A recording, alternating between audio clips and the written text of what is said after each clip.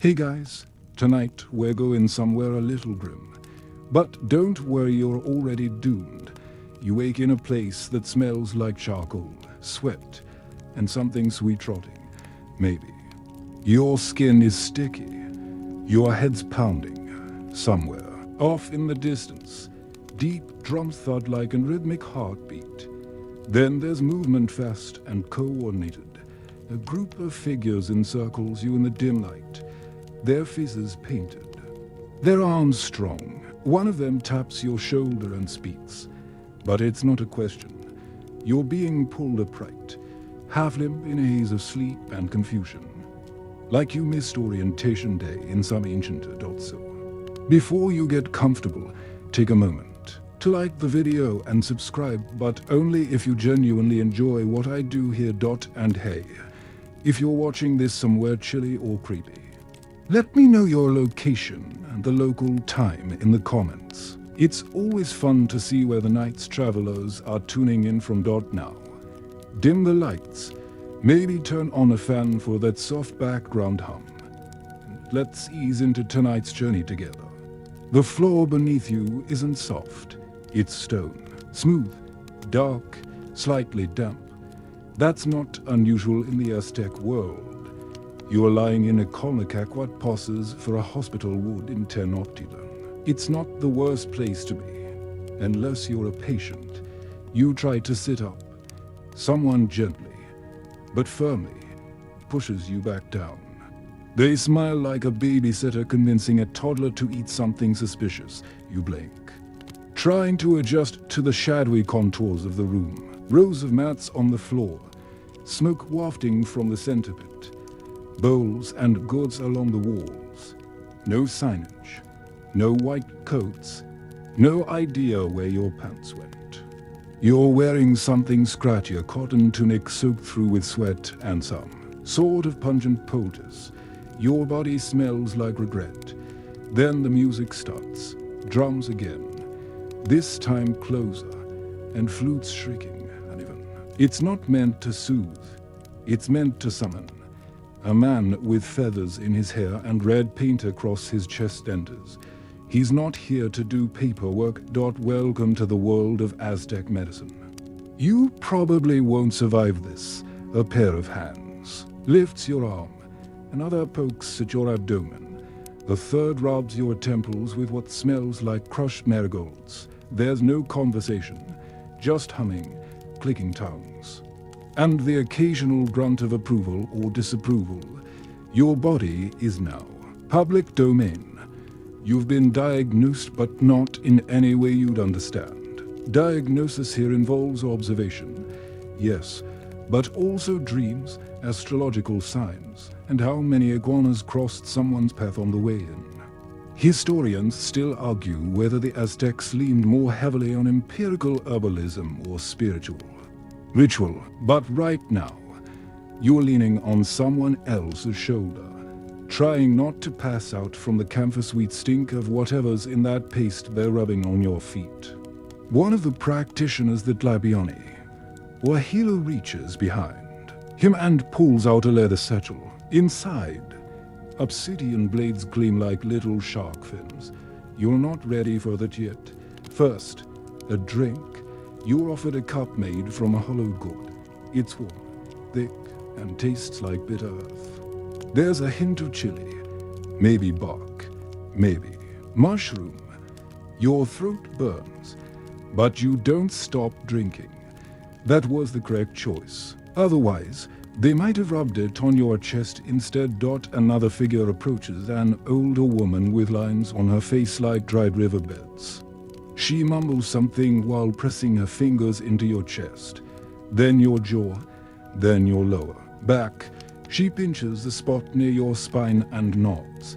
Apparently, that's the problem area. She gestures to a nearby boar, who fetches more herbs. They begin to smear your body in layers, pastes, powders, even leaves glued down with honey.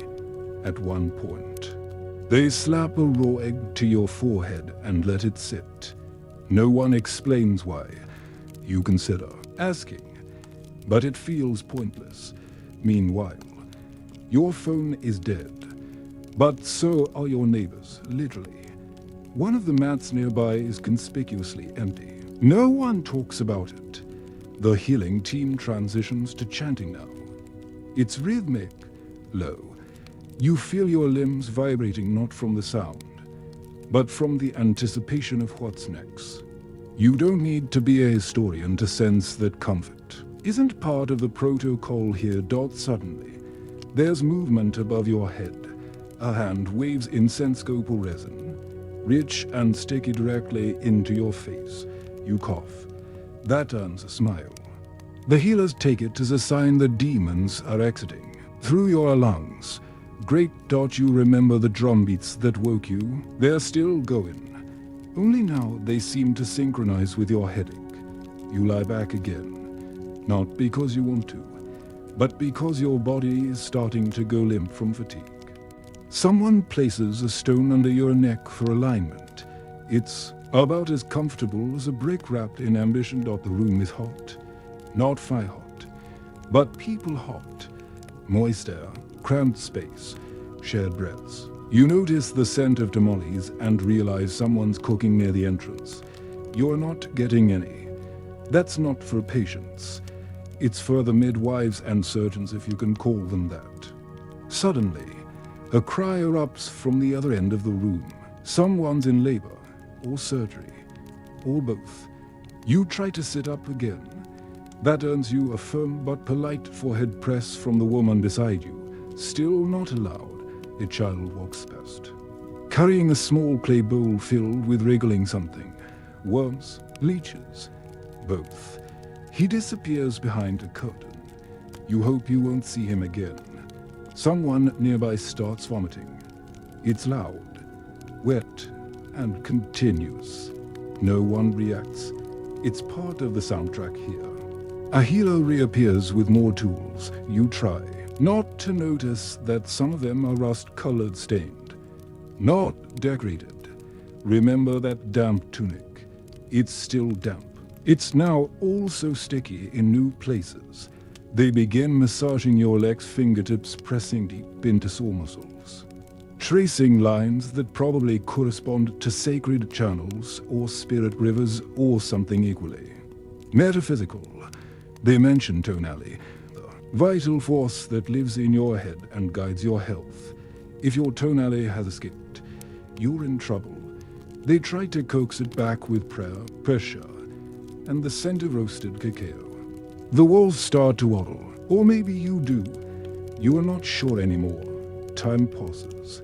Maybe hours, maybe a day. You drift in and out, half asleep, half awake. At one point, you feel cool water trickle down your neck, followed by a handful of flower petals. It's oddly pleasant, a rare reprieve. Then someone slaps a cold, slick slab of what smells like clay mixed with ash onto your chest. They bind it with palm fronds.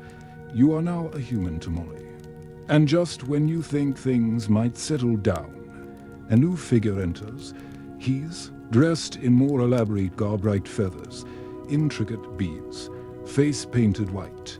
A physician priest. He leans over you, tilts your chin, and mutters a series of words that sound like they could either be blessings or threats.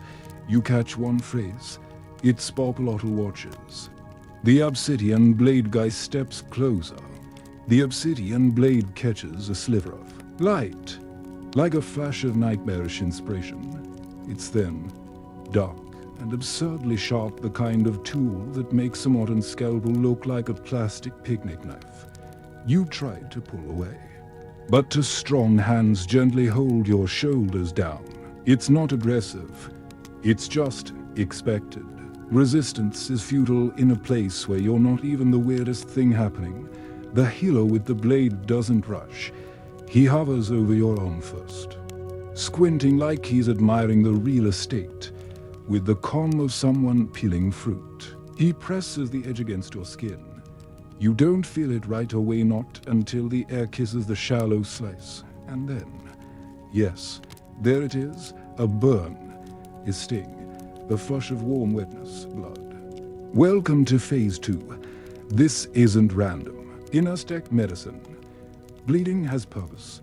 They believe illness can stagnate like swamp water and needs to be released. You're the swamp.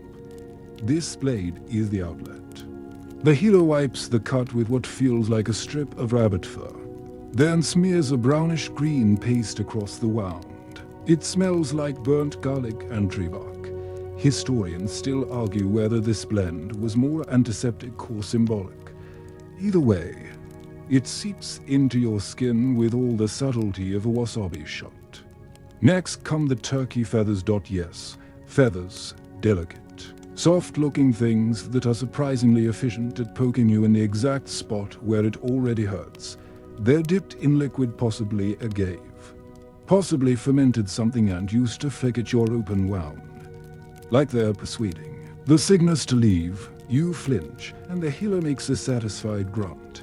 Apparently, pain is progress. Someone sets a bowl near your head, filled with dark liquid that glints like oil. You're instructed to sniff it deeply.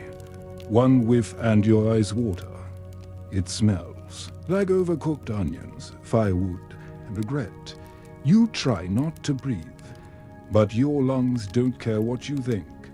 Meanwhile, the priest-physician returns. He draws chalk lines near your feet on the stone floor, a tiny figurine, something carved from bone, with hollow eyes is placed in the center. It stares at you while you bleed. You stare back. Because you're afraid to blink. There's chanting again. You've lost track of which language it's in. Now waddle, probably. Or maybe just a particularly cursed lullaby.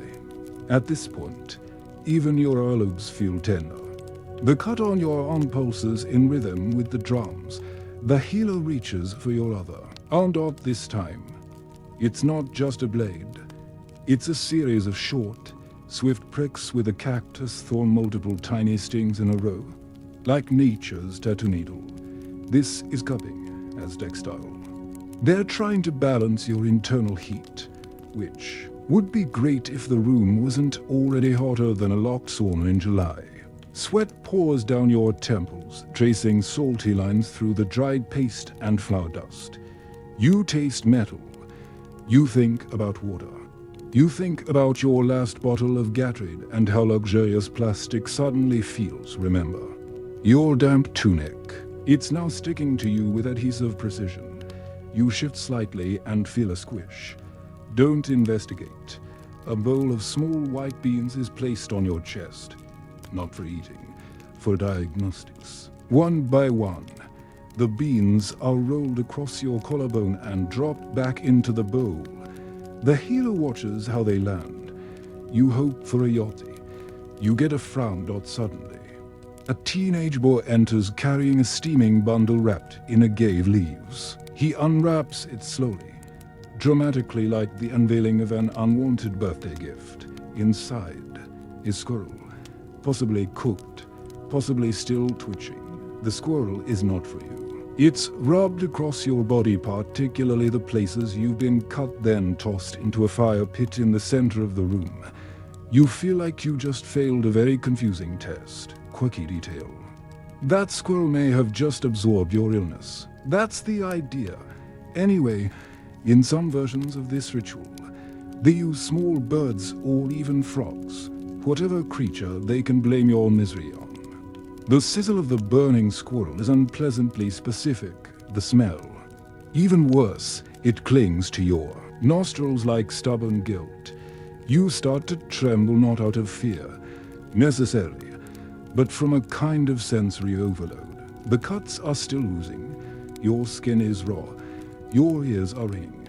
Somewhere, someone begins to chant louder, as if your suffering isn't peaking hard enough yet. Then, another healer approaches. She has the softest expression of anyone you've seen so far.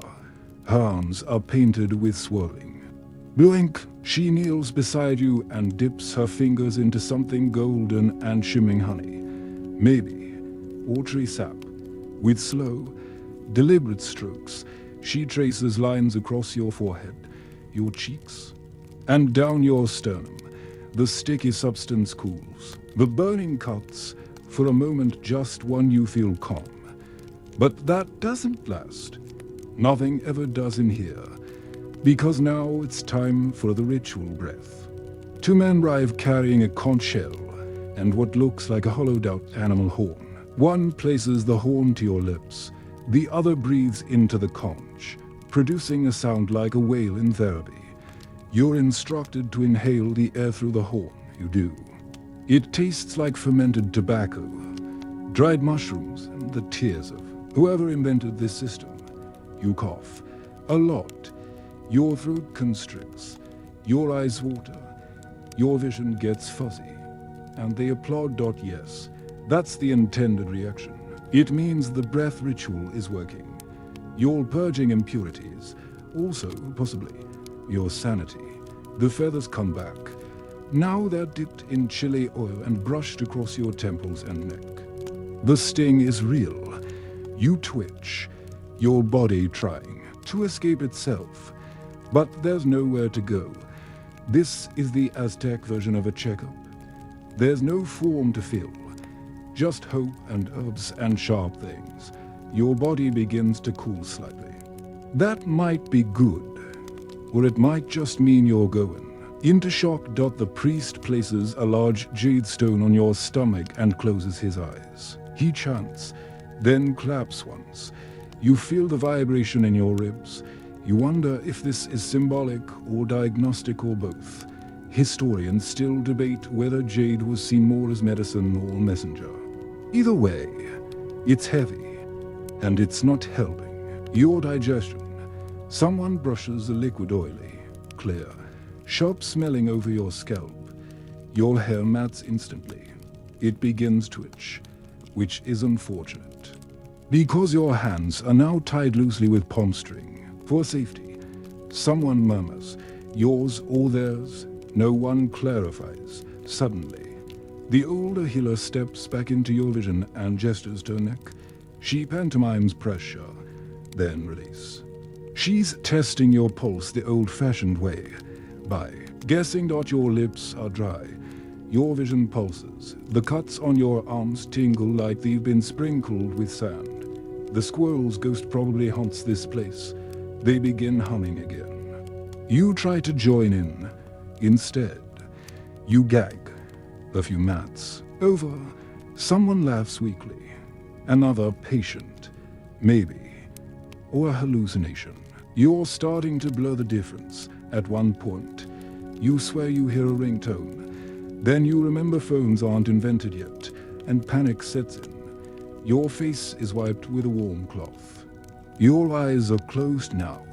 Voluntarily, someone places a small rock in each of your palms. They whisper something about balance. You're too tired to argue. The obsidian blade guy returns. This time, he's cleaning the tool. Not on a cloth, but on grass. Not comforting. Then, as if on cue, everyone steps back. A pause, silence. You open one eye. They're watching, waiting. You don't know if they're done or just reloading. There's a distinct moment. Maybe it's the silence. Maybe it's the faint echo of footsteps on stone when you realize something's changed. A new scent curls through the air. Damp leaves, charcoal, something spicy. You're being moved again. Not rolled on a gurney. Those don't exist here, but hoisted. With the efficiency of people who've done this too many times, your body swings gently between two poles like an unwilling hammock. The room opens into a long corridor. At least, you think it's a corridor. Smoke coils up from all braziers. Giving the space a flickering orange hue, you pass carved pillars, shadowy niches, and the occasional basin of water that reflects your face like a ghost. The air gets thicker with every step, steam clinging to your lungs like bad decisions. You arrive at the Tomas called the Aztec, Sweat Lodge. The door is low. You crawl in. Inside. It's dark. A few glowing stones sizzle in the center, their surfaces blackened and cracked. Water is ladled onto them. And the room hisses in response, instantly. It's like being wrapped. In a wet towel someone boiled out of spite. A voice mumbles from the shadows. You are not alone. There are other shapes, hunched and half-naked, glistening with sweat and all. One of them coughs wet and ragged. You shift a bit to the side. Then realize there's nowhere better to be. The healer pours another ladle of water onto the stones. More hissing, more heat. Then, chili smoke. Yes, chili. They've added crushed chili peppers to the steam water. Maybe to cleanse your lungs. Maybe to punish them. Your eyes burn first, then your throat. Your skin prickles like you're being slowly cooked from the inside. Historians still argue whether the Temazcal was primarily medical or spiritual or just a form of communal masochism. You try to breathe through your mouth. That just sets it on fire. Your chest seizes. A sharp, hacking cough tears from your lungs, and you suddenly understand why one of the other figures is already face down in the corner, moaning softly into the dirt. But you're told to stay. There's ritual here. You sweat out illness, impurity, bad luck. Weak character, basically anything they don't like. And if you faint, even better. That means you're really purging. Bonus points if you puke. You feel dizzy. Remember that squirrel. Its smoky stench is replaced now by the acidic tang of your own body rebelling. Sweat pours down your back in rivers. Your tunic still the same one. Still damp. Still disgusting is clinging to you like moldy skin. You try to wipe your face, and succeed only in smearing sweat and a paste into your eyes. Somewhere in this chaos, a hand reaches out and presses a hot stone to your lower back. You yell, "That's good." Apparently, the fire spirit is listening. The voice whispers, you wish he'd stop. Then the chanting starts again, soft, repetitive. Like someone murmuring a spell to keep the steam demons away. You close your eyes. You breathe. You regret it immediately. Suddenly, someone's rubbing your limbs with what feels like sand. Possibly actual sand. Possibly ground maize and ash, an exfoliation. Sure, but one with the tenderness of a potato peeler. You squirm, but there's no room. You are now a communal lump in a boiling, peppery womb. And there's that modern-day comparison knocking at your brain's door. This is like being locked in a hot yoga club.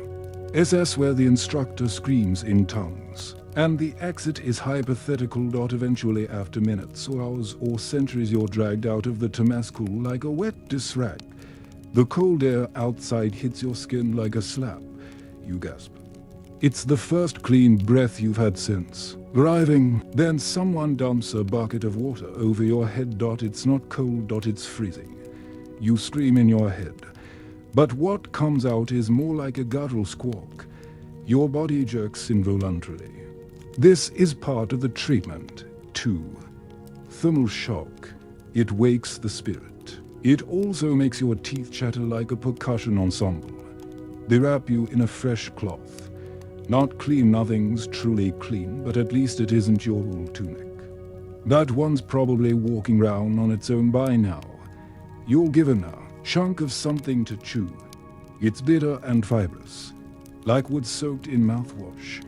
Some kind of root, maybe calming, maybe mildly toxic. You chew anyway. The healer mutters approval and leads you back to the ward. You stagger a bit, swaying like a newborn foal. Your skin is red, your eyes bloodshot. Your lungs feel like smoked meat, and you can't tell if you're cleaner or just more tender. You slump onto your mat. Your mat has been moved. Now you're in a different corner, one with more airflow, but also closer to the door. Is it a promotion, or are they trying to ease your departure? One way or another. Another healer arrives. He's younger, nervous. He lays out tools beside you, bowls, bundles of leaves, a small obsidian knife. Not again. But this is different. He's here to scrape. Yes, scraping. He begins on your legs. dragging a thin piece of bone not sharpened, just firm along your skin. Up, down, repeat. It feels like a cat's tongue made of sandstone. The idea. Remove the excess heat and stimulate circulation. Also, it apparently scrapes away invisible illness. You just know it hurts. Then the smoke returns, not from chili, this time from burning copal resin and herbs. A new cleansing ritual. Smoke is waved around you in patterns. It's less suffocating than before, but still heavy. Like breathing through a burnt blanket, you try to sit upright. Your body has other plans. You lie there, vibrating slightly, while the healer chants over you, something about your tonality, again your life energy. It's wandered off, apparently. Maybe to get coffee. They try to call it back with whispers and bundles. One healer cracks an egg over your chest, just lets it run down your skin. Another rubs ash into your armpits. You don't fight any of this anymore. You've reached the stage of compliance. It's easier. Outside, you hear the city moving. Tenochtitlan is alive, market sellers shouting, birds calling, or splashing in canals, and here you are, in its underbelly, being marinated like festival meat. Someone hands you a piece of cloth soaked in a bitter tea. You drink. You don't ask. Your stomach gurgles in response, uncertain about its future. You try to remember how long it's been since you arrived, hours, a day. You glance at the sun through a slit in the roof and feel no wiser. All you know is that your joints ache, your head rings. And the scent of chili smoke is now a permanent personality trait. There's a buzzing noise. You glance down, insects, just one or two, but still, drawn to the open cuts on your arm. One of the healers smashes them with a casual flick. No alarm, just life. The priest returns. He gives you a long look, then nods to someone behind you. The steam was just preparation. The real healing is about to begin. You feel it before you see it. A tingling buzz in the air, like static, or like a bad idea preparing to land. Footsteps shuffle behind you, and the shadow cast across your mat is different, broader, slower. A new figure appears, cloaked in fur and feathers. Face hidden behind a carved wooden mask shaped like an owl with obsidian eyes. You're not entirely sure if this person is a healer or a warning. They kneel beside you and reach for a bowl. It's filled with something fine and red like paprika, but grittier. They pinch a clump between two fingers and blow it gently across your chest. It settles like dust. Then they rub it in. It's chili powder. It's definitely chili powder. Your skin lights up like you've been sunburned by rage. The burning is instant, deep, and personal. No one flinches. In fact, they hum as they work it into every crevice. Your arms, your legs, your shoulders, your cuts. Yes, the cuts. Remember those. They're still very much open. Congratulations. You've just upgraded from swamp to marinated barbecue. You grit your teeth, trying to hold still. The healer seems pleased with your restraint. He claps once, stands, and makes a circular motion above your head, apparently. The capsaicin is cleansing your spirit. You'd rather cleanse your body with soap and aloe vera. The next bowl is handed over. This one sticky, filled with a gooey paste made from crushed insects, plant resins, and something that smells eerily like mint and blood. It's smeared over the chili-coated areas. It cools. Nothing. It just adds layers. You're now a human tamale with an identity crisis.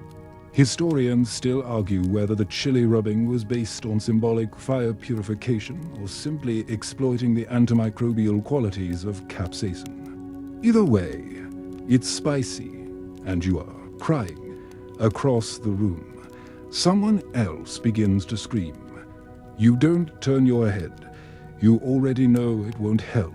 Instead, You close your eyes and focus on the strange rhythm of your breathing, part pant, part whimper, part existential negotiation. A new healer, you stopped counting approaches with what looks like a clay spatula. He scrapes your legs again. This time, it's not just skin. He's removing the paste, the chili powder, the regret in long, dragging strokes. You wince every time. It sounds like cleaning a grill with a trowel. Then the rubbing begins. Not gentle. Think deep tissue. Massage crossed with an earthquake. Their knuckles dig into your calves and thighs, pressing into muscle and bone. They're looking for blocked winds. Yes, that's an actual concept. The Aztecs believed in evil winds known as a yotl that could lodge in your body and make you ill. You must expel them. You burp unexpectedly. The healer nods. See, it's working. They flip you like a tortilla. Now it's your back's turn. More chili, more paste, more scraping. You are officially the least appetizing dish in the Empire, and somehow, you're still alive. You think of home, your soft bed, your nightlight, your aloe-infused tissues. Meanwhile, here, your comfort item is a wooden stick someone gave you to bite on during the next procedure. You don't know what that procedure is, but you're already grateful for the stick. A soft footstep. Someone sits near your head. It's a woman this time, her face streaked with ash, her eyes kind. She places a palm over your forehead and closes her eyes. She begins to speak, not chant. Just soft words in Nahuatl. Something about balance, about fire and water inside you. She tells you your soul is restless, that it wandered during the night and hasn't returned. You try not to take that personally. She fans your face with a palm leaf. It's a mercy, honestly. Cool air, however brief. You nearly cry again, not from pain this time, but from relief. She traces a circle over your heart. Her touch is light. So light, you don't realize the stinging until a second later. She's rubbing salt into your skin. Not metaphorically, literally. Salt, coarse and purposeful. Apparently this helps anchor the soul. You lie there, sizzling like a spiritual. Pretzel dot, then a new smell, sweet. Rotten, earthy fills your nostrils. Someone is grinding something with a stone mortar. Just to your left, you catch a glimpse, roots, dried barks, flower petals, and something that looks suspiciously like fungus. It's all being pounded into a mush, destined for you. And indeed, a few moments later, the healer returns and smears this concoction under your arms and behind your knees, where the lymph flows. Or where demons hide. Could be both.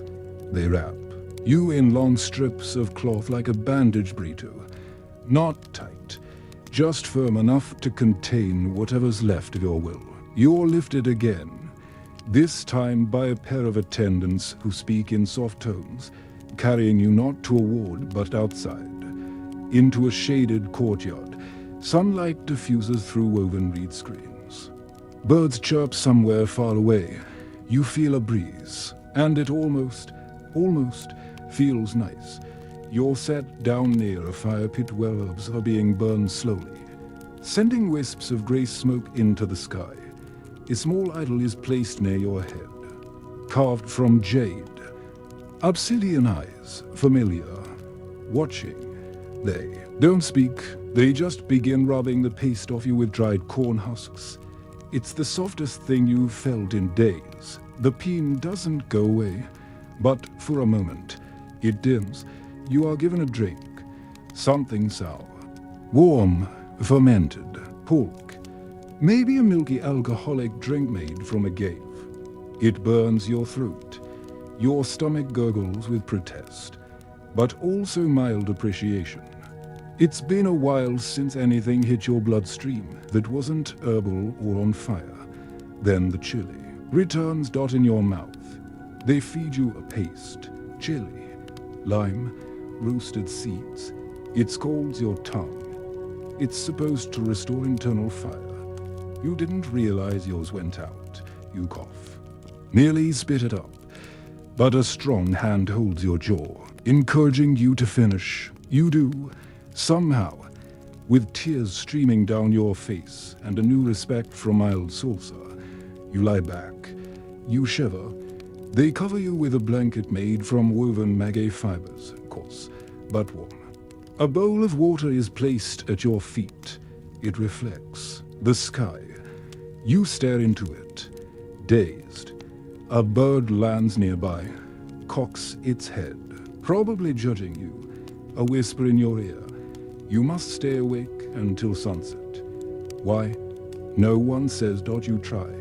You fail. When you wake, the chili is gone, but the burning lingers. You wake up slowly. Reluctantly, your limbs ache anew, more specific. Ways as if each joint has registered its own complaint. The burning from the chili has faded to a low, smoldering hum. Like a sunburn after a swim. That would be almost tolerable, if not for the new sensation creeping up your spine. You feel watched not by the masked healers or the whispering priestesses. No, this is different. It's the kind of gaze you don't see but feel in your marrow. You sit up, groggily. Your blanket has shifted, revealing your swollen, chili-scraped limbs. A small child sits cross-legged nearby, chewing on a stick. He's watching you with the detached fascination of someone who's seen worse. He points to your leg, then to your foot. Then he mimes a snap. You gulp. Moments later, a pair of broad-shouldered men enter the courtyard carrying what looks like a wooden sled. But you won't be sledding. You're being prepped for a bone setting the Aztec way. They don't ask if anything is broken. They assume something is, because look at you, limping, feverish, coughing. You're a collection of symptoms looking for a catastrophe. They place you on the wooden slab. It creaks under your weight, not from heaviness, but from the accumulated moisture of 1,000 suffering bodies. One of the men, let's call him the confident one, begins pressing along your shin, hard to hard. You hiss, he grins, not cruelly, just knowingly. Like a man whose job it is to realign whatever's wrong without the benefit of x-rays, anesthesia, or medical school. They've got splints, made from reeds and leather strips. They've got heated stones wrapped in cloth, and they've got brute force. Your leg is lifted, bent, shifted. You feel a pop in your knee that could be therapeutic or disastrous. The confident one and his quieter companion start talking, too fast to follow. One of them nods, the other holds your ankle steady. You begin to sweat again, not from heat this time, but from fear. Then, it happens, is swift. Deliberate jerk. Something in your leg gives. Pain blooms like a firework through your thigh. You scream. Involuntarily, and clutch the edge of the sled. Someone hands you the stick, a little late. But thanks.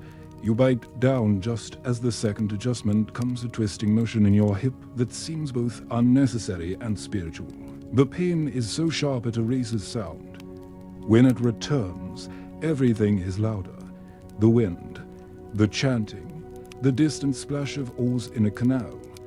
They begin binding your leg in reed splints, wrapping it with warm cloth that smells faintly of a gay and crushed mint. One of them hums softly. The tune is familiar now. You've heard it every time something awful was about to happen. You lie there, panting, gripping the stick like a talisman. Meanwhile, your neighbor across the courtyard is having a similar experience.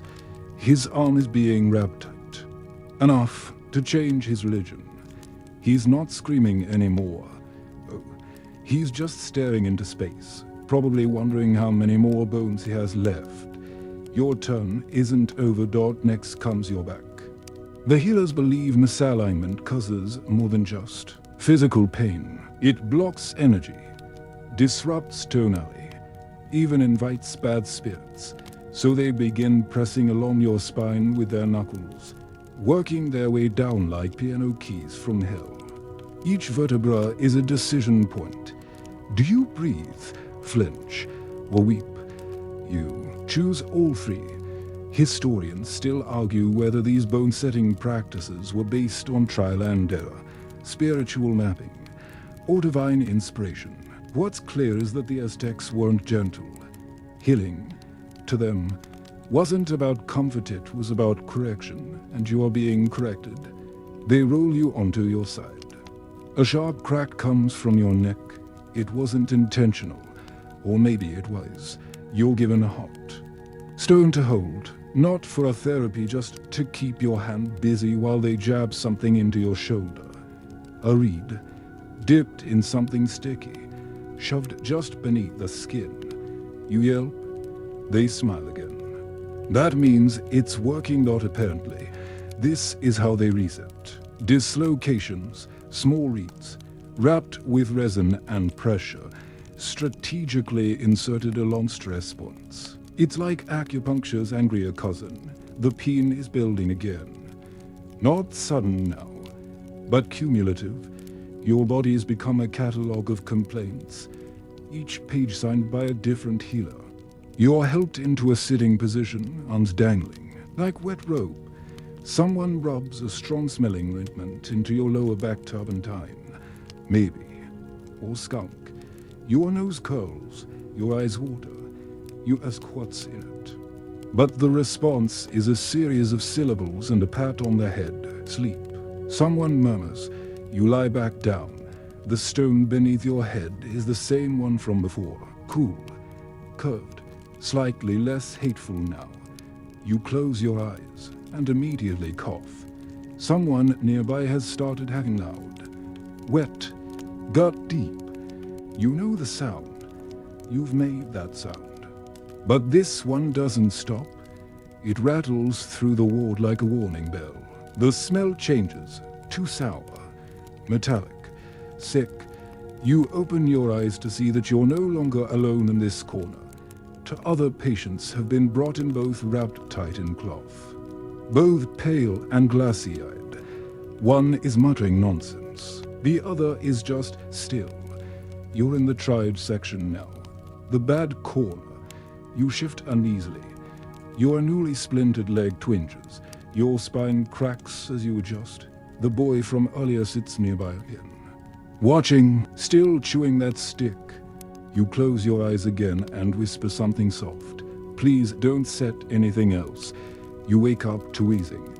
Not your own, though yours isn't great either, but a high-pitched, stuttering breath that sounds like a haunted accordion trying to apologize.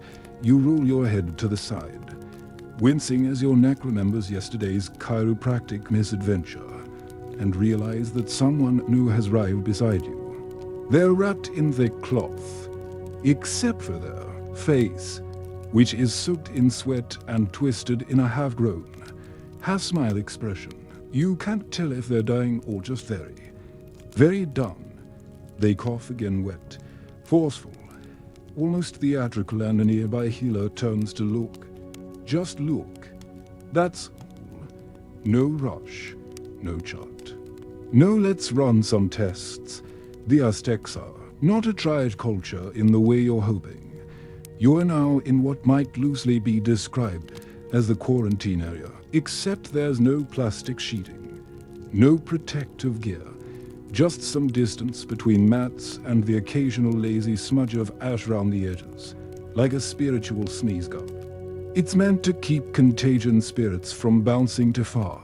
And here you are, parked next to Mr. Wheeze, a girl murmuring to an imaginary dog, and a guy who hasn't blinked in half an hour.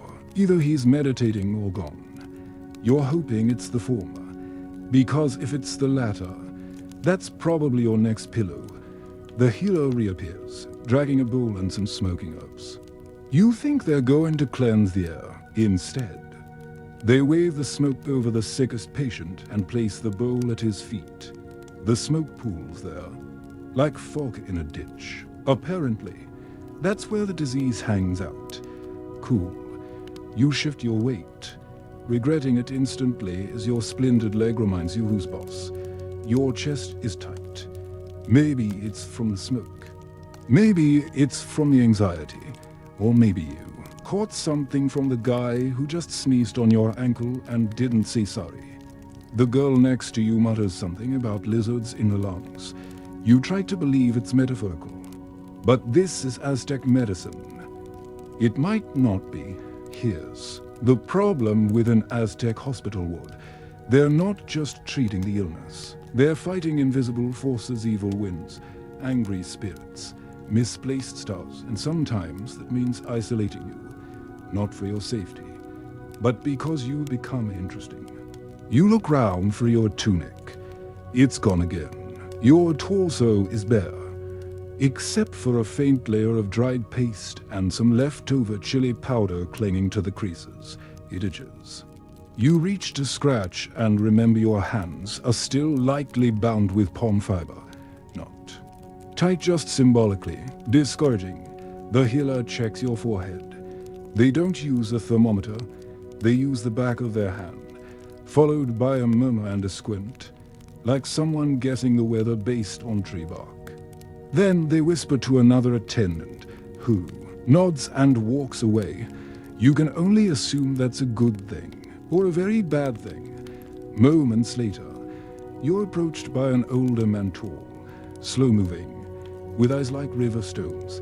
He leans over you, holds up two fingers, and waves them over your chest. Then he blows gently into your face. Congratulations, you've just been diagnosed by breath. According to Aztec practice, how your body reacts to that puff sweat, flinch, eye twitch tells them what's wrong with you. You must have twitched right.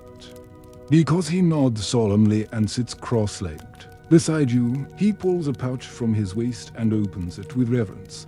Inside are beetles, big ones, black, shiny, slightly twitching. He plucks one out, crushes it between two stones, and mixes it with what looks like flower petals and a pinch of powdered shale. He adds water. It forms a thick paste that smells like moss and burnt almonds. This, apparently, is your medicine. He spreads it across your chest in the shape of a spiral. It's cold, sticky, and begins to harden almost immediately. You're instructed not to move. Not a problem. You couldn't outrun a tortoise right now. Across the ward, a loud retching sound turns heads. Someone vomits into a bowl with enough drama to earn applause. No one claps, but the healer nods. That means toxins are leaving the body, whether they're invited or not. A whisper of doubt curls in your mind. Are you actually sick? Or just being preserved in paste for the gods? Amusement. Another healer arrives, this one carrying a small vial. It glints in the sun. They uncork it, and the smell nearly floors you. It's metallic, sharp, and familiar in a very modern, very bad way. Mercury. Yes, mercury. Just a drop, placed under your tongue, followed by a sharp whistle and a slap to the cheek. You jerk. That's what they wanted. Mercury was sometimes used to flush out poison or confuse evil spirits. Historians still argue whether it helped at all or if everyone just hoped it worked before the side effects kicked in. The paste on your chest cracks slightly. You feel your skin twitching underneath it, trying to reject this entire premise. And now the bugs. Not the ones in the medicine, the live ones. A healer releases a small swarm of insects, tiny beetles, or fleas across your arms. You panic. But then you notice they're being carefully collected with a feather, one by one. Each insect that lands on your skin is removed and burned. This is diagnosis by infestation, the belief insects are drawn to hot areas of imbalance or disease. It's both terrifying and weirdly logical in this world. You lie, very still, except for the shaking. A few mats over, someone begins to scream again. This time, it's not pain, it's fevered panic. The girl who murmured to the imaginary dog is now sobbing and clawing at the air. The attendants descend on her gently, wrapping her in cloth, murmuring soothing things. One of them pulls a dried gourd filled with pebbles and shakes it above, like a miracle of mercy. You start to understand something. This isn't chaos, it's choreography, ritual. They have a system. You're just too modern and confused to see the pattern. And then comes the fringe moment. An old woman arrives with a clay figure. It looks a lot like you, a little too much. She places it beside your mat and begins brushing it with herbs while staring at your face. You blink. She doesn't. The doll is a Tetio Exemplar spirit double, a proxy for illness, or for the god's attention. Whatever gets poured into it herbs, breath. Chance is supposed to take your suffering with it. That's the hope. You hope it works fast. She spits on the doll, rubs its face, then whispers something you can't understand and places it under your mat. You are not alone anymore, symbolically or spiritually. The air in the ward is thicker now. The herbs are burning. Again, someone walks past you carrying a bowl of what smells like boiling sap. You hear it hiss as it's poured over someone else's wound. There's no scream, just a long, low groan. You cough. Once, twice. It echoes in your throat. You freeze. You wait. No one reacts. But that one cough, it felt different. That cough lingers in your throat like a secret you wish you didn't know. It wasn't dry. It had a rattle. A weight, you swallow. But your mouth's as dry as old parchment. You cough again, quieter, hoping to lighter the air on you, but it's too late. One of the healers glances over. Not urgently, just enough to register you in the keep an eye on this one category. You feel something shift in your gut. Dread, or maybe that fermented squirrel root paste kicking in. Either way, your stomach gurgles ominously. Footsteps approach, soft and sandaled. A healer arrives carrying a bundle wrapped in wax leaves. He crouches and unwraps it slowly, revealing a mash of dark green herbs, chunks of what might be mushroom, and yes, tiny, unmistakable barbed legs sticking out of the mix. Welcome to your next treatment. Without ceremony, he smears the paste across your abdomen and under your arms. It's gritty, wet, and smells like compost left out during the rainy season. You flinch. The healer gently shushes you as he begins the next phase, the application of leeches. You don't see them at first. You feel them. Tiny, cold, determined, suckers latching onto skin you thought had suffered enough. You inhale sharply as one of them nestles into the crook of your arm. Another crawls across your ribcage, exploring. The healer murmurs to it. You think it's encouragement. Yes, leeches. The Aztecs believed in balancing humors, and sometimes that meant extracting bad blood the old-fashioned way.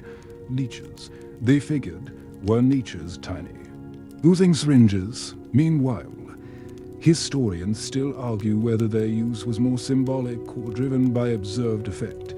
You stare at the ceiling, trying to imagine you're anywhere else: an office meeting, a tax seminar, a particularly long elevator ride, anything. But the wriggling across your chest brings you back. One leech slips down your side and disappears into your blanket. You will never find peace again. Then, the next bowl arrives. This one smells sweet, almost pleasant. You're immediately suspicious. The healer stirs it with a carved bone and dabs a bit on your lips. You taste honey. Yes, but also something acrid and sharp underneath. You lick it instinctively. Your tongue starts to tingle. This will clear the head. The healer mutters in a kind voice that you absolutely do not trust. Within minutes, the tingling becomes buzzing, then numbness. Your mouth feels like it's floating slightly ahead of the rest of your face. Your ears begin to ring softly. like the inside of a seashell, or maybe that conch they used earlier to breathe ghosts into your soul. You are being mildly drugged. You lie back, legs twitching slightly, as the leeches continue their work and the herbal paste on your belly starts to harden. Your head feels light, floaty, like it's hovering 2 feet above your body, looking down with arms crossed, asking, "Really?" Then, a shadow falls across your chest. A man in ceremonial garb kneels beside you. His headdress includes bones and feathers. His face is painted half black, half red. He holds a small mirror made from polished obsidian and positions it so that your own face stares back at you. You look awful. But apparently, that's not the point. He's performing soul reflection.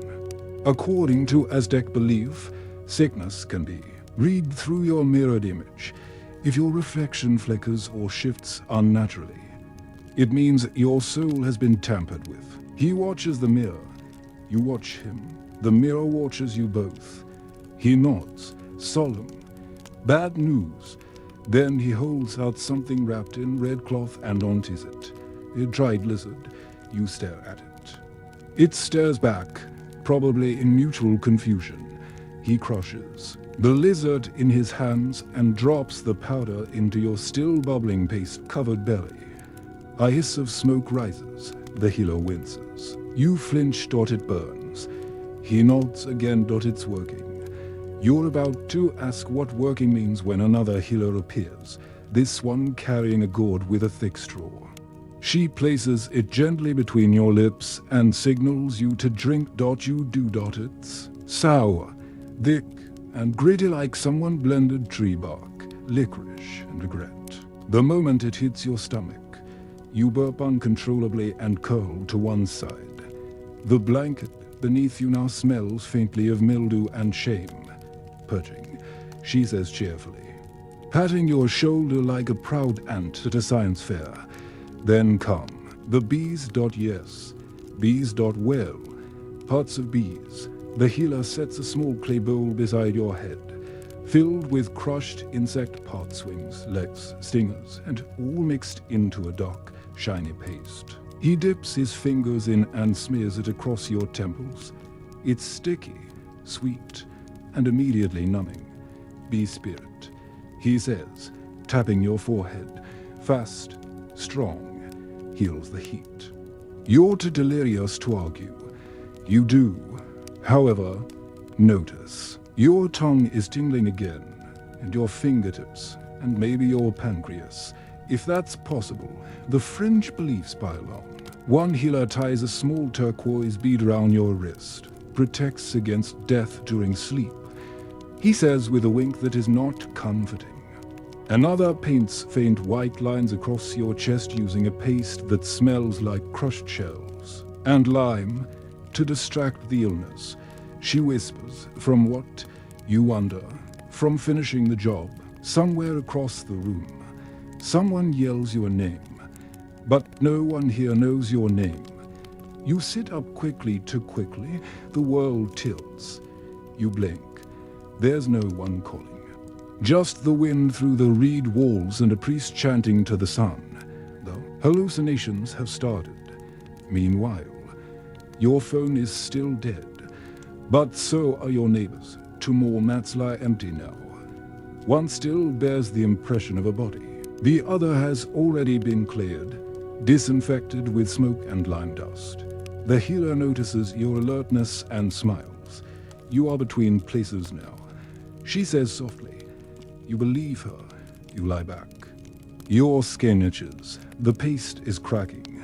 The leeches have been removed, but they've left behind little red kisses that burn. A new smear of honey and ash is applied to your shoulders. The gourd straw is refilled and nudged toward you. You don't drink. You just close your eyes and breathe in the moldy sweetness. Remember that tunic? The one they took away days ago. You think you see it hanging from a hook across the room. It's still damp, you sigh. When you wake again, it's not to noise, but silence. Thick, uneasy silence. Like the air is holding its breath. Your own breath is shallow, barely there. It feels like your lungs have become decorative, still present, not useful. The healer closest to you is sitting cross-legged, eyes closed, hands hovering just inches from your forehead. You try to speak. Nothing comes out. He opens his eyes and nods slowly, as though he's been expecting this part. Without a word, he stands and walks away. That's fine. You weren't in the mood for a small talk. Moments later, a different group enters. You know they're different because they're not painted or feathered or carrying anything that smells like paste or bees. These are priests, and not the nice kind. Their garments are dark, stitched with bones and beads. One wears a skull mask. The other carries a staff topped with what you swear is a dried hummingbird, for subtlety. They stand over you for a long time. One mutters something while drawing symbols in the dirt with a stick.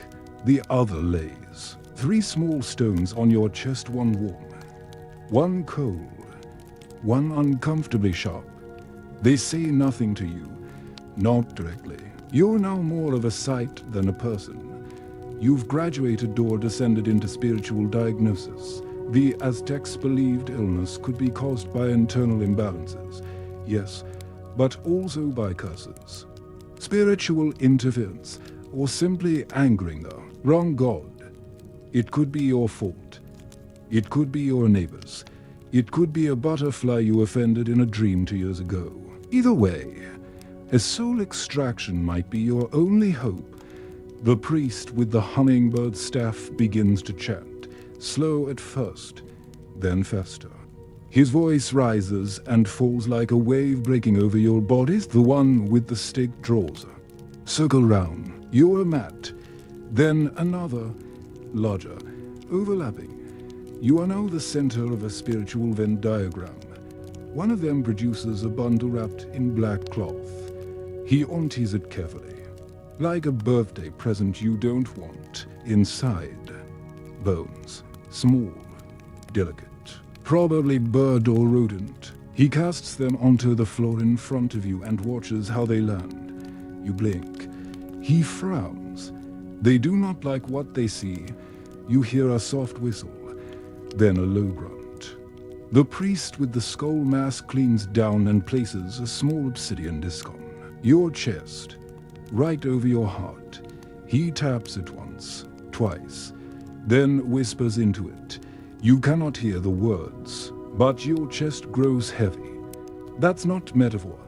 You can feel something press inward, like your own ribs are listening. Then he lifts the disc, breathes on it, and shakes it violently toward the open sky. Your whole torso feels suddenly lighter for a second. You think it worked for a second. The priest then spits over your left shoulder. That part probably wasn't essential. Next comes the soul coaxing. Another figure joins the group, a woman this time, wearing an elaborate headdress shaped like a butterfly's wings. She kneels by your head and gently places a clay bowl near your ear. Inside it, water, petals, and what looks like a bit of silver. She leans close and begins to speak to the water. Not to you. To the water. She whispers softly, coaxing your soul to return, according to tradition. Your tonally or animating energy might have wandered off during illness or trauma. It just needs a good reason to come back. That reason, apparently, is a very persuasive bowl of floral soup. You try to follow the logic. You fail. She scoops up a handful of the water and lets it run down your temple. It's cold. Shudder. Good. She smiles. The priest blows smoke across your face again. Copal, thick and sweet. You're so used to it now. It's basically a personality trait. Then, a new sound. Bells. Tiny, tinkling bells tied around the ankles of another priest who begins to circle you. He sprinkles maize flour in a pattern on the ground. The others hum, You feel like an unwilling centerpiece at a very intense bake sale. They begin the soul retrieval chant, or maybe it's the soul eviction chant. You're unclear. Either way, something is definitely happening. The woman speaks again, this time to you. If your spirit returns, your healing begins. You nod. Slowly, because that seems polite.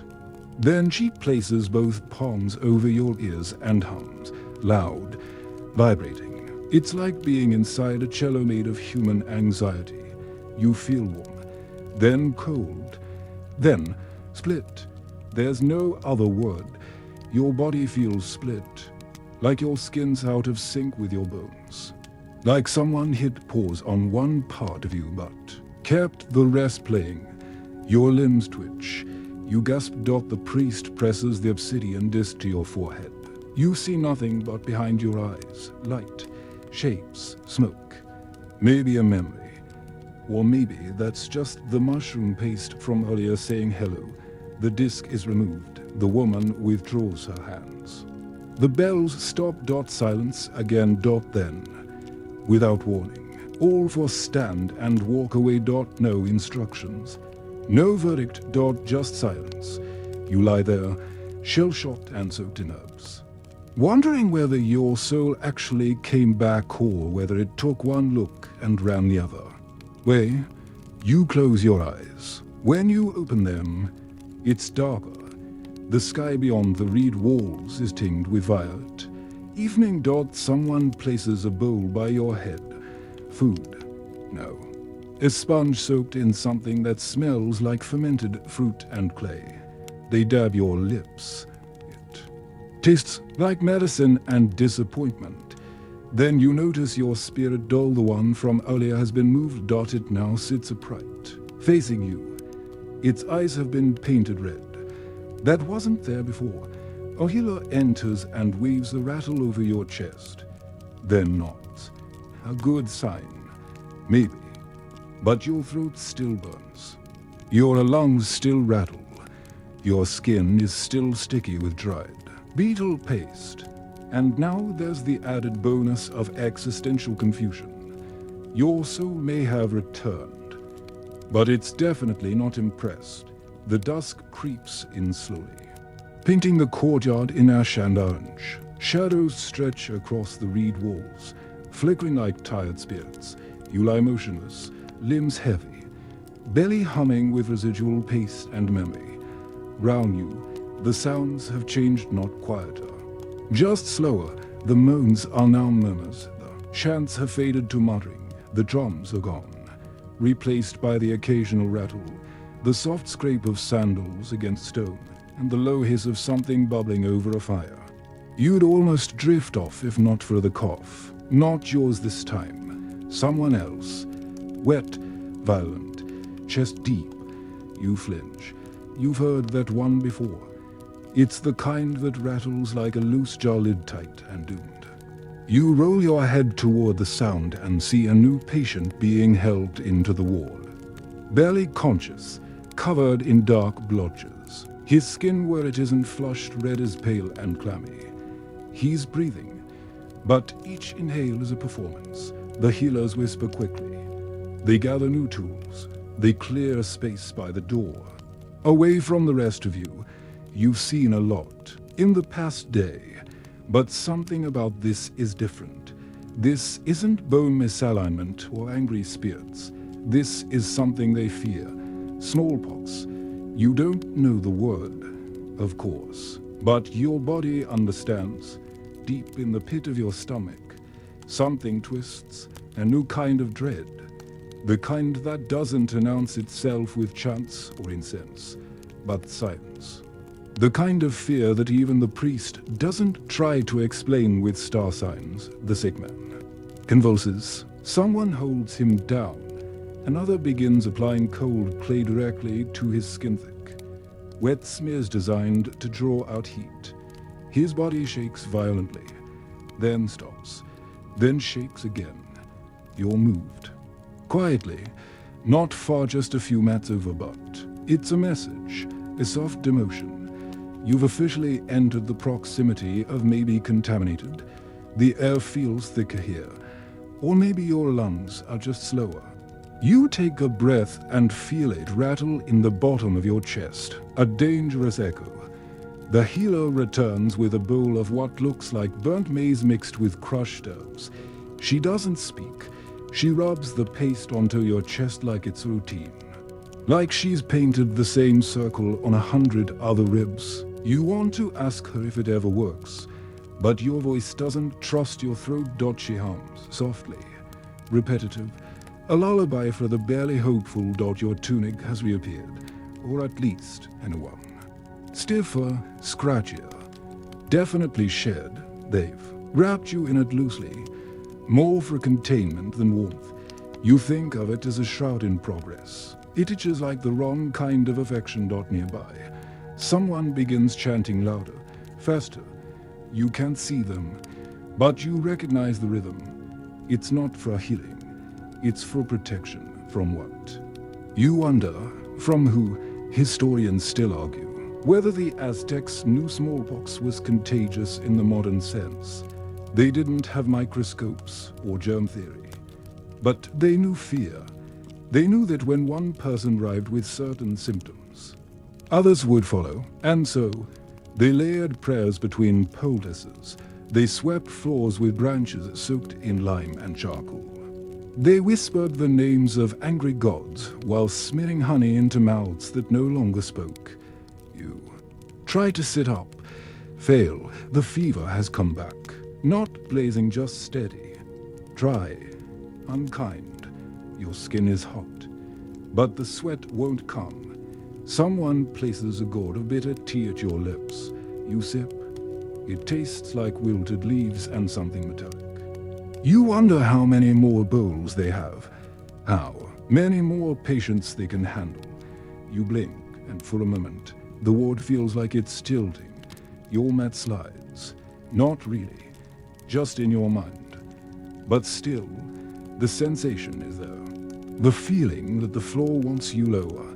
A boy appears beside you, young, maybe 12. He holds a smoking stick and waves it round your mat like he's tracing invisible graffiti. He looks bored. The ritual doesn't seem urgent, just expected. He offers you a half smile before walking away, smoke trailing behind him like a slow tail. You're alone again. That man near the door, the blotchy one, has stopped moving. The priest arrives without being called. He kneels, places an obsidian stone on the man's chest, closes his eyes, and whispers something that sounds like a thank you and a warning rolled into one. Then he covers the body with a cloth and walks away. No one cries. No one even flinches. You swallow hard. Your throat cracks. You cough. Just once. It echoes. A healer glances up. She doesn't move, but she heard. You lie back, heart thudding like a hollow drum. You want to believe it's nothing, that it's the smoke, the tea, the exhaustion. But that one cough still felt different. And now they've lit more incense. The incense is thicker now, denser than before. Like it knows something you don't. It fills your nose, coating the inside of your throat with that sweet, biting fog of copal and ash. You cough again, and this time the healer doesn't just glance. She walks over, slowly, kneels and presses her hand to your forehead. Not softly, not lovingly. She's checking if you're still worth the trouble. Then she turns and signals to someone just outside the ward. You follow her gaze, to men enter carrying a bundle of tools wrapped in palm leaves and tied with woven cord. You recognize the look on their faces. It's not excitement, it's focus, the kind that says, this part hurts. They're not healers, not the gentle, paste-rubbing, chant-humming ones. These men are specialists, the Aztec version of surgeons. They don't wear feathers, they wear aprons. The tools are simple. Obsidian blades, bone awls, reeds, cloth strips, a wooden wedge. You stare at the wedge longer than the others. You already know where it's going. One of the men lifts your hand, studies your fingers, then your wrist, your shoulder. Another presses along your ribs. When you flinch, they pause. They've found the weak spot. You try to speak, maybe ask what they're about to do, but your voice catches. All that comes out is a dry gasp. They don't wait for a permission. A folded cloth is placed between your teeth.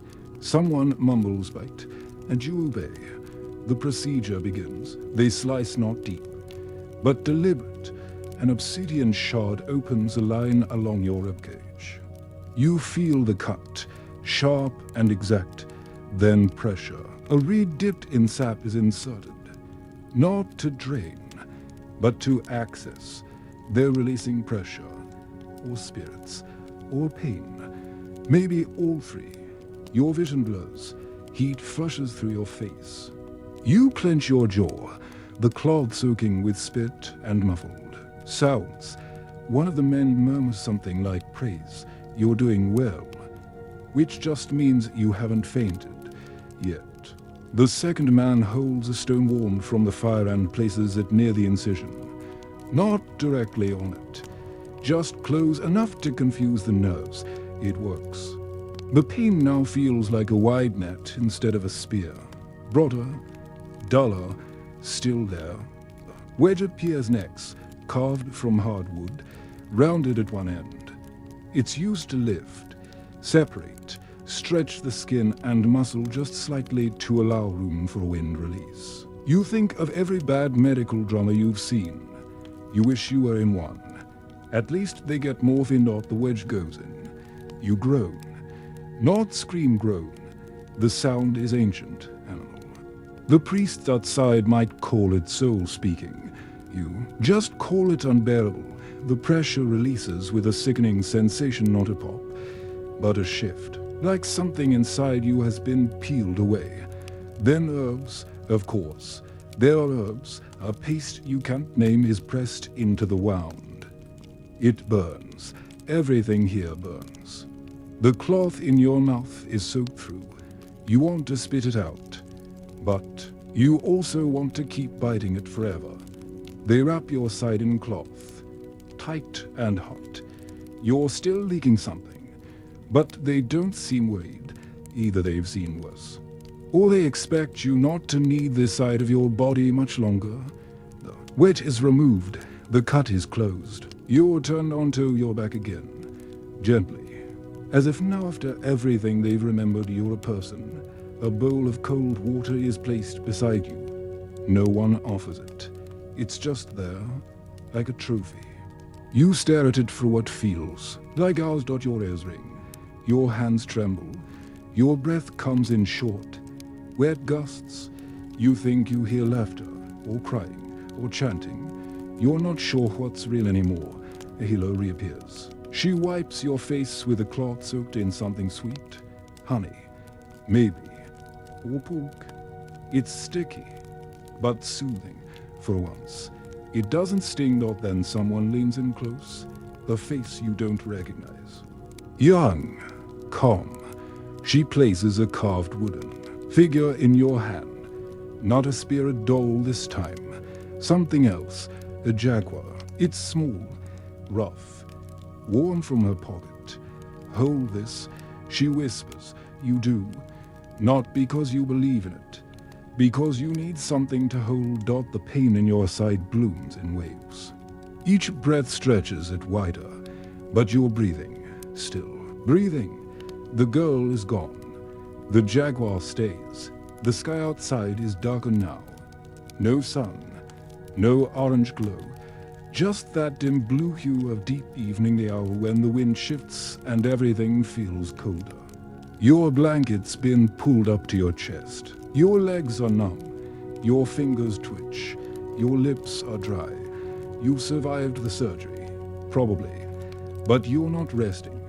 You're listening, to the sounds around you, to the coughing, the soft thuds. The absence of movement from Tamat's over. You're aware, in a deep, heavy way, aware that everything is slowing down. Someone near the door starts vomiting. The splash is thick, final. You close your eyes. You picture your bed at home, your kitchen, your bathroom, with a door, a real door, and so you grip the Jaguar tighter. Meanwhile, your phone is still dead, but so is the man on the farm mat. And no one seems to be charging either of you. A new priest arrives, a different mask, a different chant. He looks at you for a long time, then draws a symbol in the dirt near your head. You don't recognize it, but you understand what it means. They're watching you now, waiting to see which way you'll go. You don't remember falling asleep, only waking again still. Your eyes open to darkness, not full night, but the gray, diluted shadow just before dawn. The kind of hour where nothing breathes too loudly, where even pain seems cautious. You blink slowly, and for a long time, you think you're alone, but you're not. The healer is kneeling beside the farm mat. The one where that quiet man with the stitched-up ankle had been for the past 2 days. She's not speaking, just folding. The cloth that had covered him, his body's gone. The mat's still warm. You shift slightly, and the movement makes you realize how sore you are. Not sharp pain anymore, just layers, stiffness, ache. Your ribs throb with every inhale, like they're testing the limits of the wrap they've buried under layers of paste and linen.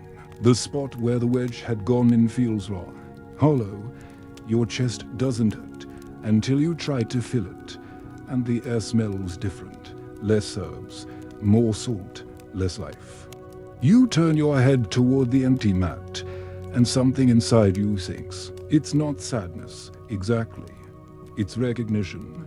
Like you've just glimpsed a version of yourself that didn't make the cut. A few feet away, someone else is crying. Not loud, but steady, soft. Worn-out sobs, like someone ran out of energy halfway. Through grief, a healer tries to hush them, offers a gourd. They take it, sip, resume crying. You glance around, trying to remember who's still here. The woman with the yellow streak on her cheek is gone. So is the boy who'd been hallucinating jaguars. Maybe the one with the raspy breath is still there, but the rasps are further apart now, like they're getting tired of showing up. The priest enters again. You can tell it's him, even without the mask, because the others step aside. When he walks through, he carries nothing. But behind him follows a young attendant with a large bowl and something wrapped in red cloth. You don't want to know what's inside. The priest doesn't stop at your mat. He heads to the center of the ward, draws a line across the floor with chalky powder, and begins to speak. The words are low, rhythmic, a soft kind of gravity. The chant isn't about healing anymore. It's about release. Letting go, preparing. One of the healers moves toward your mat. She sits at your side without a word, dips a cloth into a smaller bowl, and begins wiping your face, slowly, carefully, not in a way that cleans, but that comforts. You don't flinch. This is what passes for a piece here. She rubs something into your temples all, maybe, or pulped flowers and then traces 2 fingers across your collarbone. You know it by now. That's the line they draw before they check your pulse. Her touch is light, her expression unreadable. Then she says, "You made it through the night." You want to laugh. You really do, because that sentence feels like the setup to a cruel joke. What you want to ask is, so what did I win? Instead, you breathe in slowly and exhale even slower. It hurts. Not like before, but enough to remind you that you're still made of broken things. She wraps a warm cloth around your wrist, places a small disc of cooled stone in your palm, and folds your fingers over it. Hold it, she says, if it warms. You're ready. Ready for what? She doesn't explain. If you mat's over, a small fire is being lit. The smoke that rises from it is different paler, more bitter. It curls through the ward like a soft hand. You recognize the scent. You smelled it last time someone vanished before. Sunrise. They're purifying the space. You clutch the stone dot, it stays cold. You want that to mean something. Then someone passes by your mat first. Firm steps, purposeful. It's one of the younger healers, and he's carrying a clay jar wrapped in wet leaves. He kneels beside the man with the fading breath. They work quickly now, paced, incense. Words spoken to the air above the face. You look away. You look back. He's gone. No cry. No chant. No fanfare. Just another blanket folded. Another mat smoothed down. Another stone tucked beneath a tongue that no longer moves. That's 3 gone since you arrived. Maybe 4. You press the jaguar figurine tighter in your hand. The sun is beginning to rise. Weak light filters through the reed walls, washing everything. In grey gold, for the first time, you can see the full length of the ward. It looks smaller now, not because it shrank, because fewer bodies take up space. The healer returns to your side. She doesn't speak, just lays a small strip of cloth over your eyes, not to blind you, to calm you. Your breath stutters once. You catch it. Inhale. Hold. Exhale. Again. Inhale. Hold. Exhale. Still here. Your body is sore in that deep, unmapped way-like. Every joint was disassembled and reassembled slightly wrong. Morning has spread its grey light across the ward, washing out the colors of pain until everything just looks like stone, cloth, and breath. The air smells like old smoke and warm roots. Someone nearby is snoring. Someone else is whispering a prayer, not to you, not even near you, just loud enough to be part of the atmosphere. Your side still burns where they wedged and patched you. The cloth wrap clings like an old grudge. The jaguar figure in your hand is warm now, either from body heat or belief. You don't care which. You haven't seen the masked priest again, but that doesn't mean he's gone. Round here, people disappear without footsteps, without closure. They come back, too, but not always better. A healer approaches with slow, deliberate steps. She carries a bowl filled with thick, dark liquid and a bundle of dried plants tied tightly with palm thread. Her eyes are calm, but her mouth is set. In that firm line that usually precedes something deeply uncomfortable. She sits beside you, dips her fingers into the bowl, and paints two streaks across your collarbones. Your spirit is tired. She murmurs, "We need to lighten it." You don't argue. You stopped arguing a long time ago. She begins to unroll a leather pouch filled with bone needles. They glint in the light like thin little truths. She doesn't aim for the wound, or even your limbs. She taps gently along your chest, your hands, your forehead. Then she begins to draw blood. Not much, just drops from your ear, from your finger, from the corner of your lip. You flinch at each one, not from the sting, but from the sheer surprise of being turned into a ritual. Bloodletting, she says, is not for the sick body, but for the sluggish soul. If your life force is too thick, too heavy, it clogs your energy and brings imbalance. You are, in her words, a vessel with too much shadow. So they bleed the shadow out, a few drops at a time. It doesn't hurt, not exactly, but it drains you, not just physically, emotionally. Like something tender is being taken without your consent, and you're too tired to object. She wipes each spot with a damp cloth, then ties a piece of thread around your wrist. Red thread. Protection. She says, you nod. Even though it's meaningless now, you would agree to anything if it meant they'd stop reaching into you. She rubs a chalky powder on your forehead and hands you a small cup. It smells like mud and copper. For your heat, She explains. You drink. You gag. She doesn't blink. That's how you know it's normal. A few mats away, someone else is being bled. A boy, barely older than a teenager, with a swollen arm and cracked lips. His blood falls slowly into a piece of bark curled into a cup. His eyes are open, but not seeing. He doesn't move, except when they tap his elbow to coax more out. You wonder if this part helps anyone, or if it's just tradition disguised as medicine. Historians still debate how effective Aztec bloodletting was, whether it genuinely relieved symptoms or just reinforced belief in the process. Either way, the room smells like old iron and hot leaves.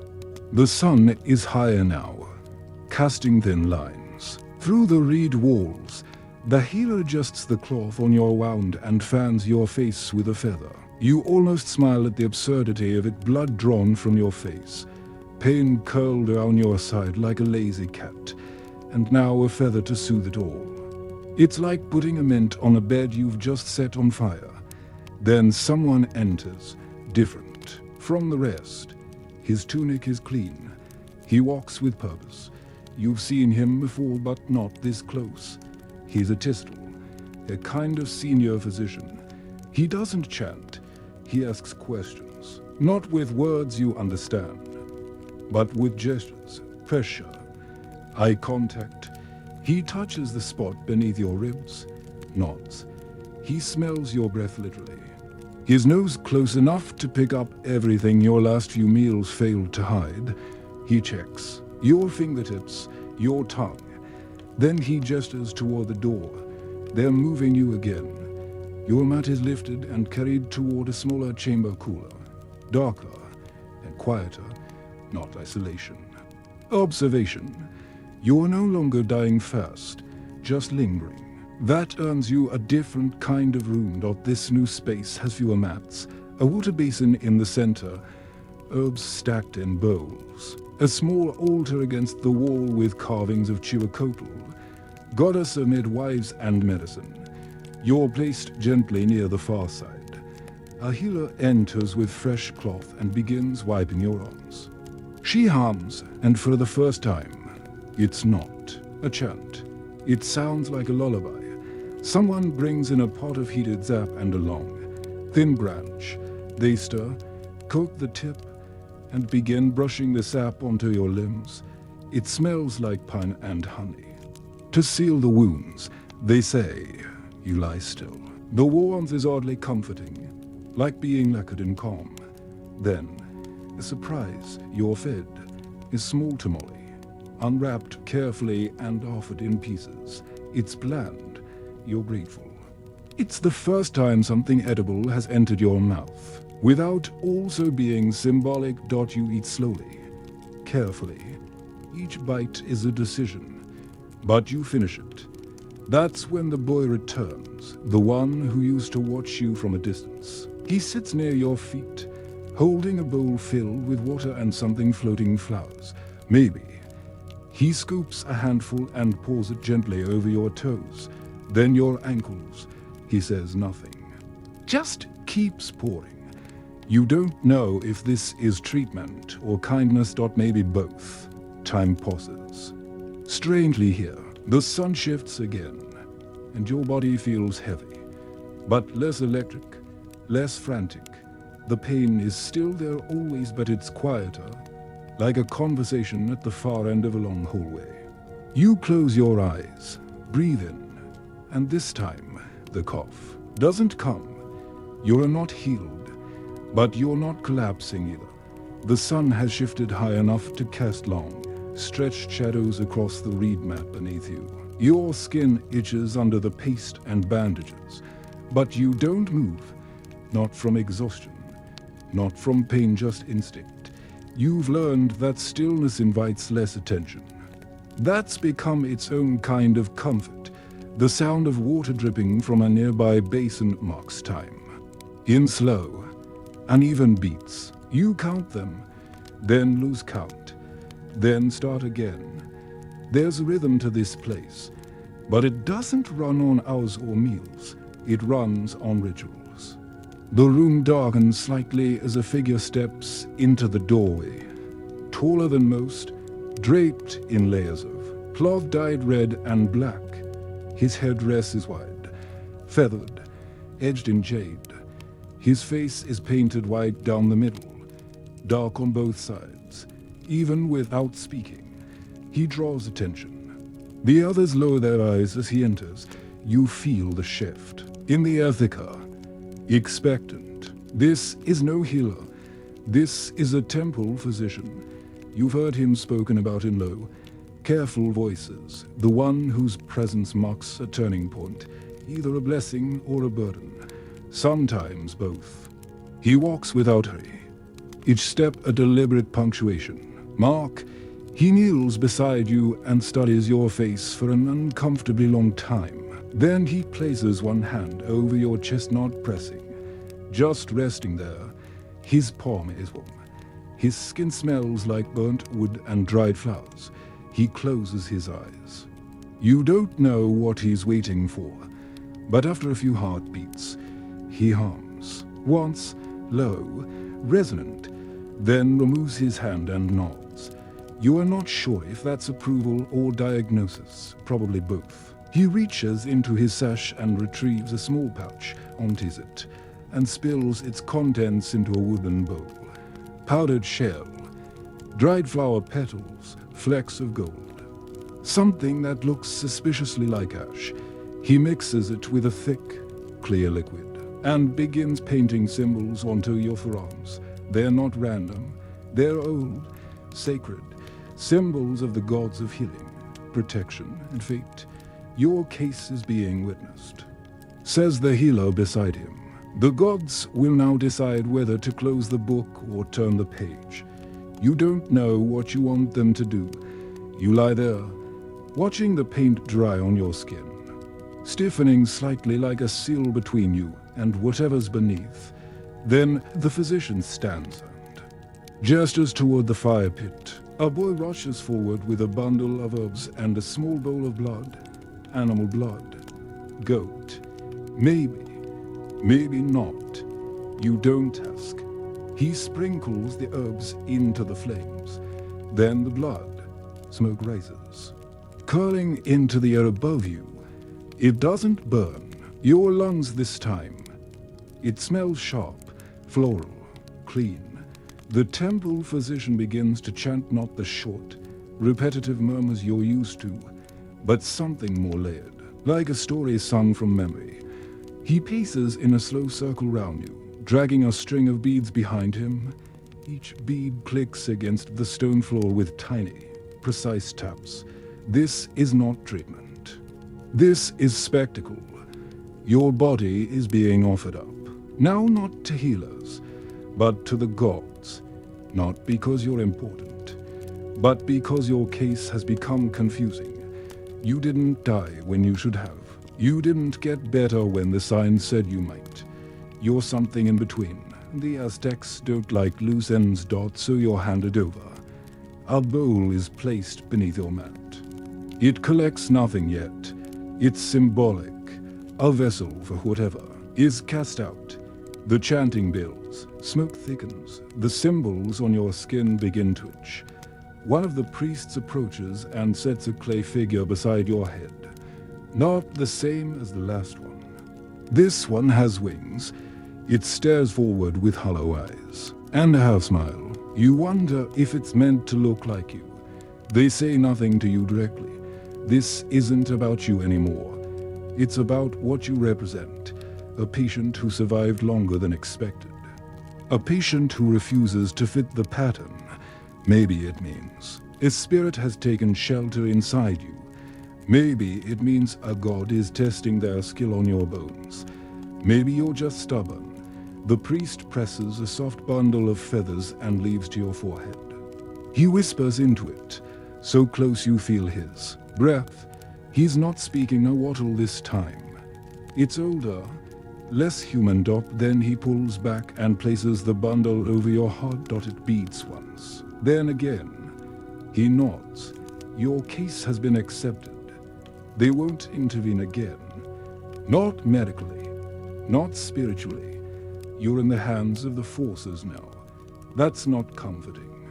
They leave as quietly as they arrived, except for one attendant who stays behind and removes the bowls, the feathers, the little statue. All of it vanishes like a dream you're not sure you actually had. You're alone again. But you don't feel alone. Your body hums. Not with health, but with attention. Like something is watching now, waiting to see what you'll do next. Even your breath feels observed. Later, a healer returns and offers you water. Plain, cool, no ceremony. You drink slowly, unsure if it's safe. You're handed a small roll of corn and herbs. You eat. Your jaw aches, but it moves, swallowing. Hurts less than it did yesterday. Progress. The light shifts again. Long shadows stretch across the wall.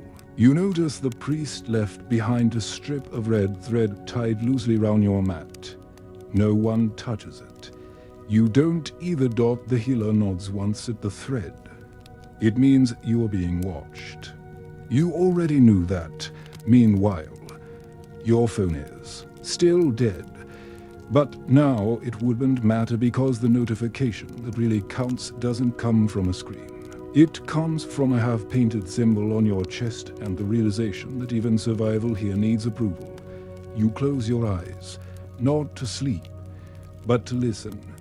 You hear everything: the water, the coughing, the chanting, the creak of someone being lifted, the soft scrape of something being swept away.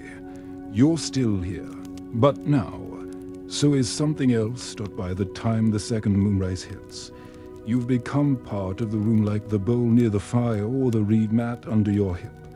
You are not healed, not even stable, just familiar. You're a fixture now, a patient who hasn't died and hasn't walked out, suspended between outcomes. The healers treat you with a kind of quiet respect, the way you might treat a lantern with a cracked glass, useful, still giving light, but one strong gust from breaking. This morning's ritual was different. No chanting, no feathers, just water, cold, bitter, copper-tasting water poured over your chest, your hands, your feet, cleansing. They said, not of infection, of sin.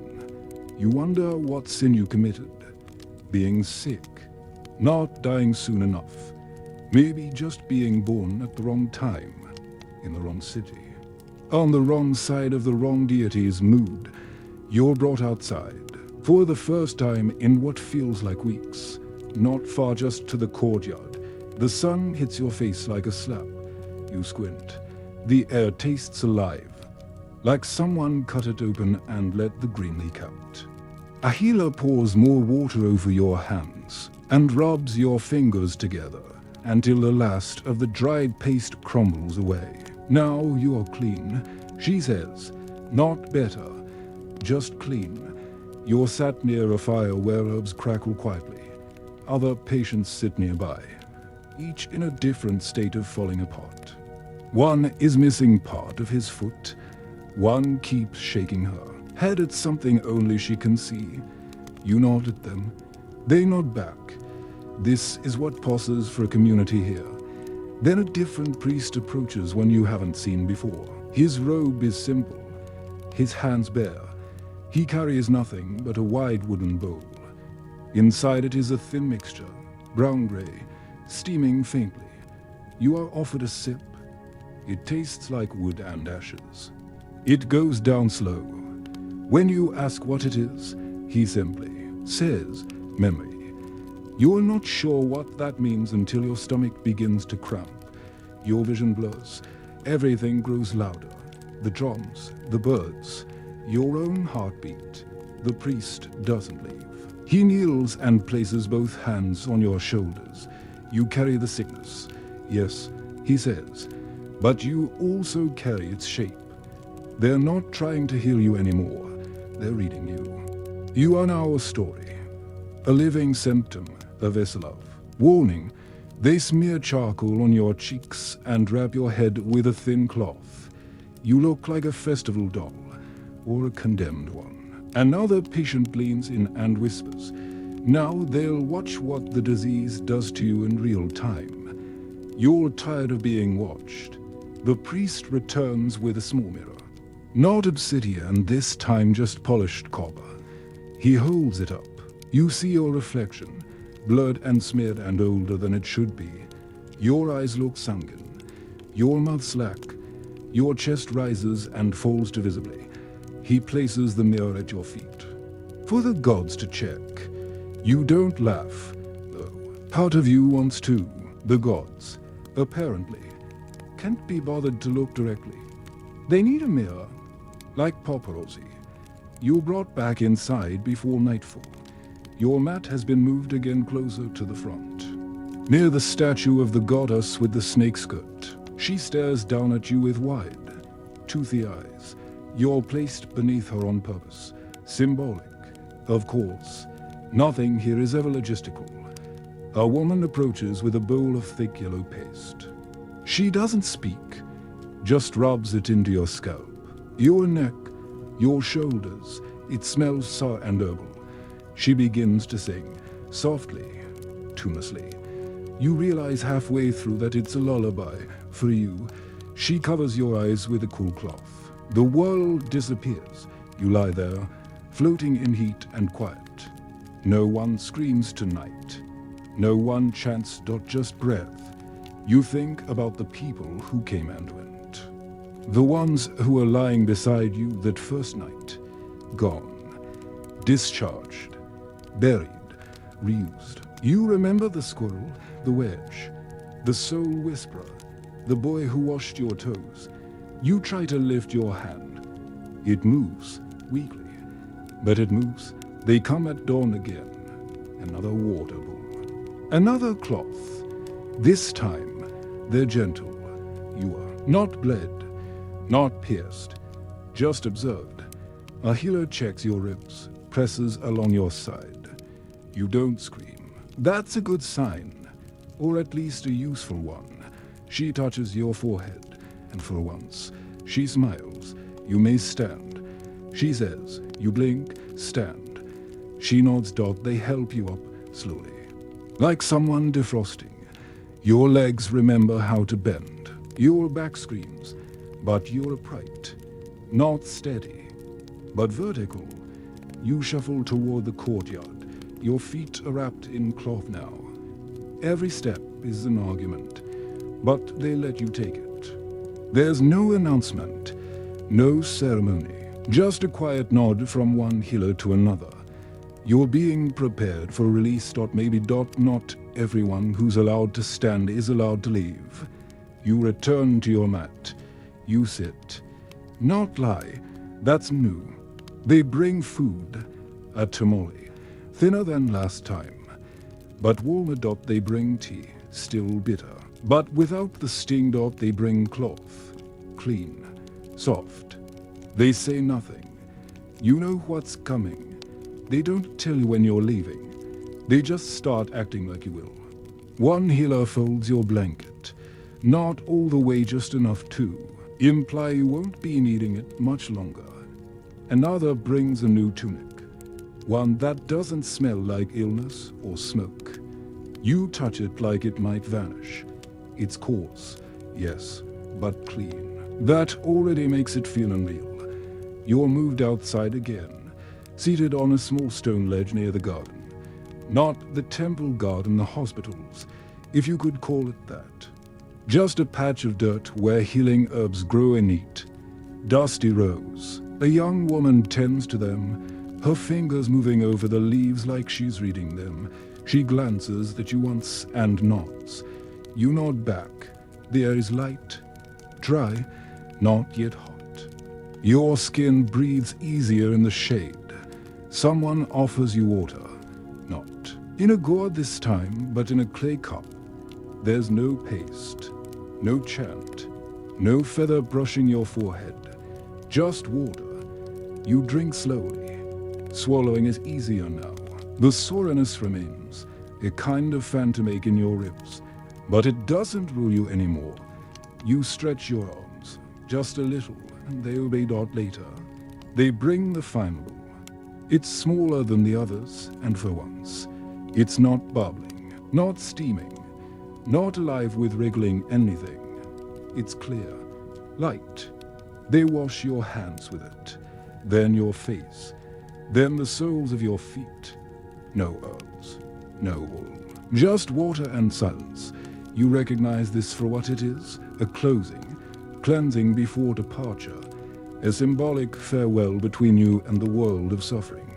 Not because it's over, but because you're no longer welcome to carry it round like a badge. You're told to sit on a reed mat near the exit. You watch the courtyard change with the light. You listen to the others breathe. Some cough, some sleep, some stare with hollowed eyes. You are one of the lucky ones. You are walking out, or being walked out. Either way, the math adds up to survival. A priest approaches, holding a small bundle wrapped in white cloth. He opens it gently and reveals what remains of the jaguar figurine. The paint is worn off, the tail chipped. It's worn from his palm. He places it in yours. You are no longer its home. He says, then he takes it back. You don't argue. Your body is your own again, mostly. Another healer ties a new band of red thread round your wrist, looser this time, almost decorative, for passage. She explains. You want to ask where. You don't. The answer might be disappointing. They offer you a final meal, tamale and roasted cactus. You eat it without gaying. You even taste it. The salt, the smoke, the way the heat clings to the inside of your cheek. It feels like a reminder that you're still human, still a part of this world. And then, they hand you your sandals, not yours. Not really, just something close to your size. You put them on. They fit awkwardly. Like borrowed time. You stand, you sway. No one moves to catch you. That, too, is the signal. You've graduated. You step out into the sun, not as someone cured, not as someone transformed, but as someone processed. The hospital didn't heal you. It tested you, burned you, bled you, measured your soul against the sky and found you. Acceptable. You walk slowly.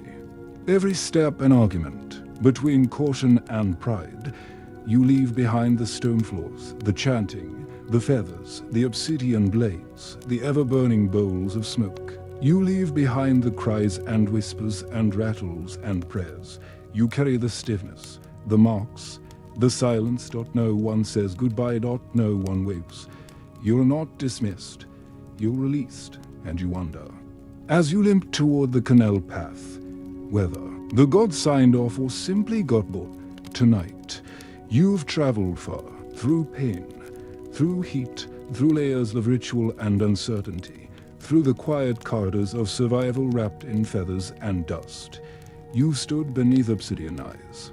You've heard the rattle of breath beside you, tasted bitterness on your tongue, felt the sting of old knowledge pressed into fresh wounds. And still, you came out changed, but whole enough to walk. Now the drums are quiet. The smoke has thinned. The mat beneath you is just a memory of stone.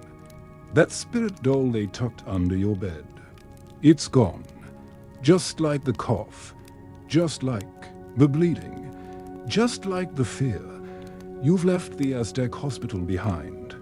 Even if its weight lingers in your bones. Outside your window, the world is soft again.